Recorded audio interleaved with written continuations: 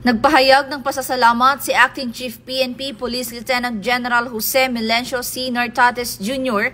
sa mga lumahok sa isang malaking aktibidad kahapon.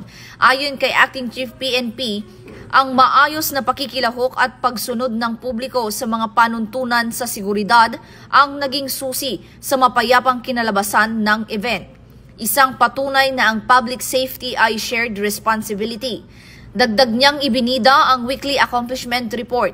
Iniulat ng PNP ang 1,024 na anti-drug operations na nagresulta sa pagkaaresto ng 1,057 na sospek at pagkasamsam ng mahigit 93 milyon na halaga ng iligal na droga, marijuana at cocaine. Nakapagtala rin ng 1,202 arrest laban sa mga wanted persons, kabilang ang 300 most wanted person.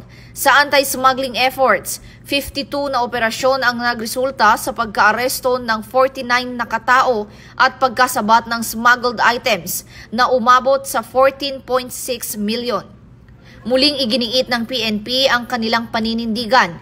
Ito ang bagong PNP para sa bagong Pilipinas. Serbisyong mabilis, tapat at nararamdaman.